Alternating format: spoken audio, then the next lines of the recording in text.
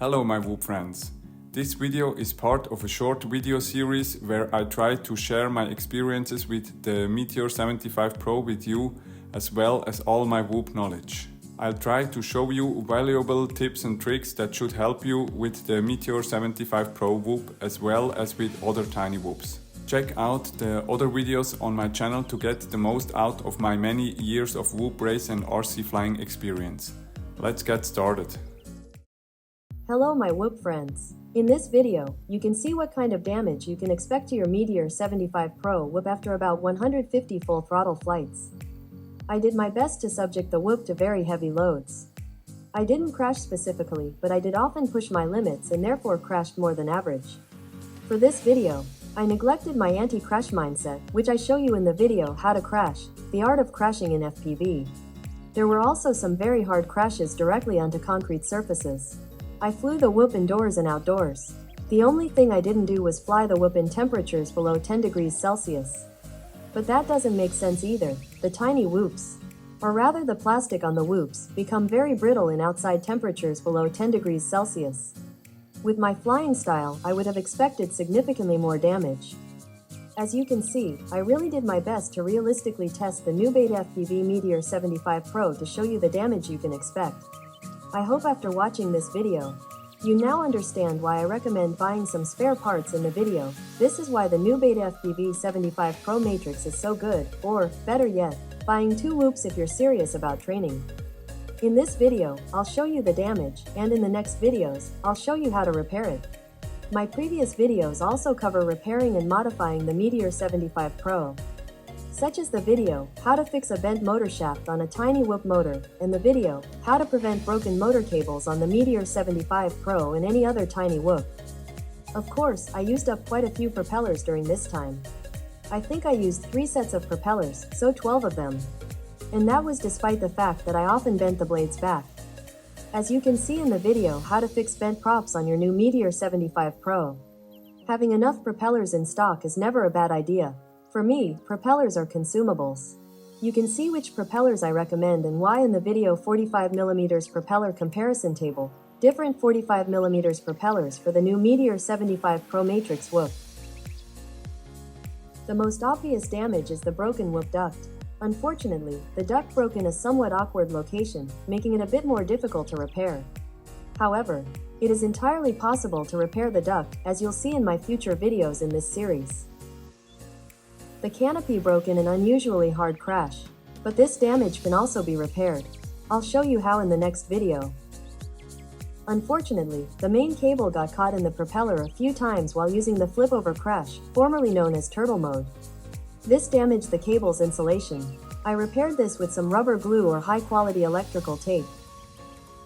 The motor started to run increasingly poorly over time. Some people call this motor stutter. I've found the cause of this problem. The issue is contact corrosion on the connector. I'll also make a separate video on this topic. Perhaps there's a solution for this if your Whoop is still new. On my used Betafpv Meteor 75 Pro, I had to remove the motor plugs and soldered the motor cables directly to the flight controller's solder pads. I show you how to do this in the video, No Motor Plugs Equals More Fun, How to Remove Motor Plugs on a Meteor 75 Pro. The ring on the motor bell housings has slipped down a bit, but not so much that any action is needed, so I'll leave it as it is for now. 2 of the motor shafts were bent due to very hard crashes. I straightened the motor shafts with a hand drill. Watch the video, How to Fix a Bent Motor Shaft on a Tiny Whoop Motor on this YouTube channel.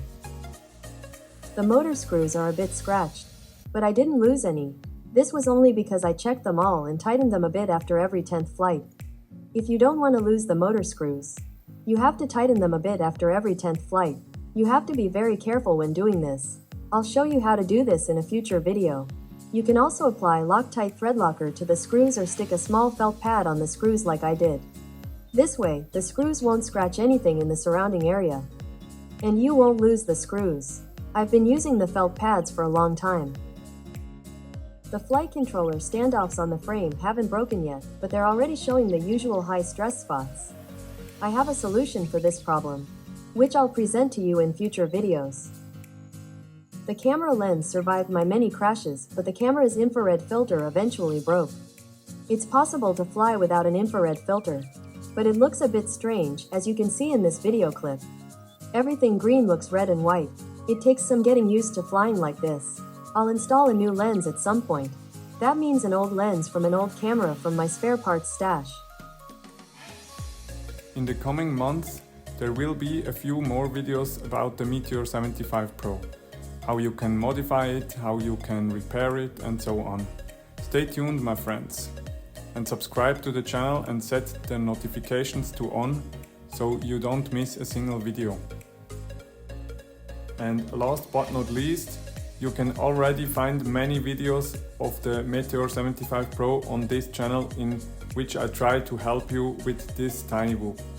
Lots of tutorials, tuning tips, flight tips and repair videos. And there will be even more in the future if I am motivated enough by you, my friends. Stay tuned. Subscribe to this channel and activate the notification if you want to know when I publish a new video. And if you decide to buy a new Meteor 75 Pro or another whoop from Betafpv, please use the affiliate link in the video description. This motivates me to publish more high quality videos. A like or a comment from you also helps motivate me to produce new videos with educational content. In other words, you will probably have the most videos for this whoop and the best support in the future if all goes well. I can't promise anything, but I'll do my best. The chances are good. I've also made many other posts with educational content in my YouTube community. It's worth checking out the posts. There are even a few tips I haven't made a video about it yet. So be sure to check them out. Maybe you can learn something from them that will make your whoop life a little easier.